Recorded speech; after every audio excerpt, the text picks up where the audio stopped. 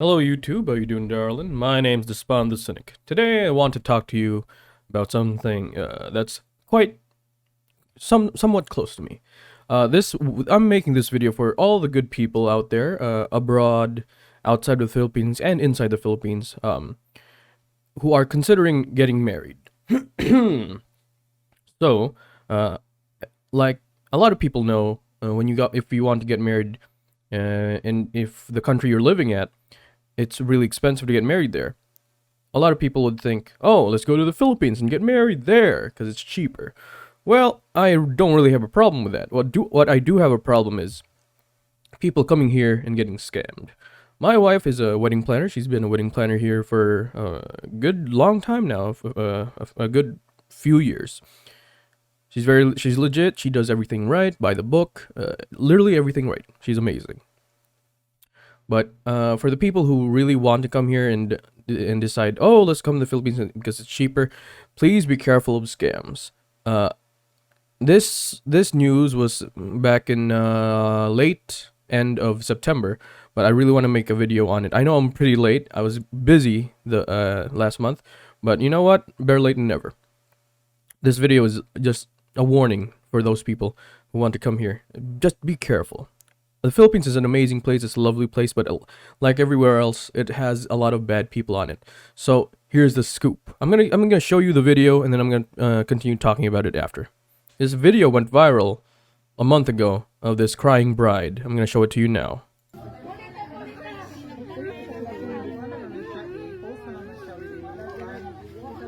I-report na ninyo sa pulis. Yes.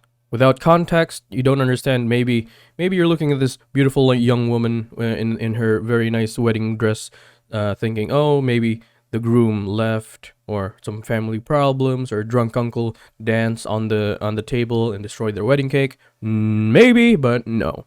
Here's the story.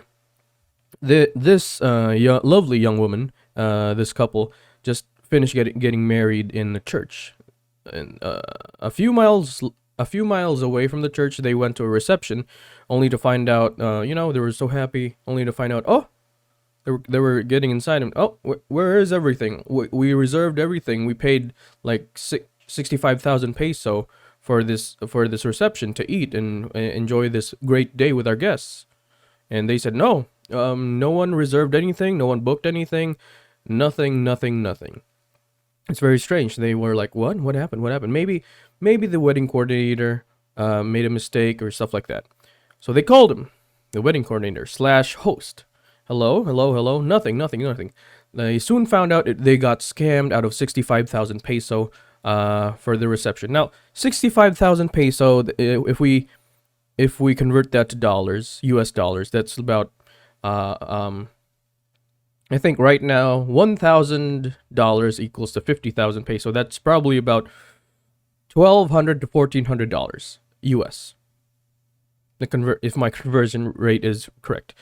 I'm sure for other people they'll say $1,000, $1,400. It's not a lot for a reception, but here that's a lot.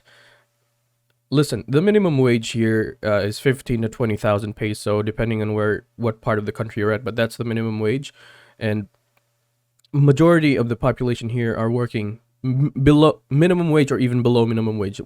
15,000 to 20,000 peso is like $300 to $400 a month. That's not a lot to live on. So that's why a lot of foreigners will come here and say, "Why you still live with your parents? Why don't you get an apartment?" Apartments and renting and buying a house is too expensive here for minimum wage. That's why a lot of people still live with their parents and just rent a boarding house, share a room, not an apartment, not share a house, not share an apartment, share a room with 4 or 5 or 6 other people. I actually had a cousin back in Cebu who shared one small room with 6 other people in bunk beds. So when you think of the Philippines, a lot of people think of Manila, but in Cebu, this happened in Cebu right here. What I'm saying is, if you come here, please be careful, right? So this lovely young couple got scammed because of the wedding planner slash host decided to just ghost them, like, I'm not gonna reply. So this is where the time. This is the time where where she started crying and bawling because it's her day. She's like, "Oh, wait, wow, we just got married. Let's go eat and have a feast and have fun with our friends and family." And then there's nothing there. She started bawling and crying on the ground. People started to record it, upload it on Facebook, where a lot of people, sadly, a lot of people in the Philippines, most of the people in the Philippines still use Facebook, even though we know they don't know, but most of the people in the world know it's bad, but still. So it got viral, it got on trending, it got viral. People were seeking out because they, surprise, surprise, the wedding coordinator slash host was actually very popular locally, because that's her job. That's his job. They were calling the host, and the host got so much hate, so much she was bashed so much online. She felt really guilty. The couple decided to file a case, and she felt really guilty. Well, honestly, she felt guilty and she felt bad she got caught. But what happened was, a few hours later, when they discovered who it was, she decided to try and kill herself by slashing her wrists with a knife, I believe. A few hours later, she was found in the hospital, treated for like cuts and injuries. She didn't die, thankfully. And here's the silver lining to the story: the couple were so sad, so bereaved. You know, I believe it's still on trial for the wedding planner slash host.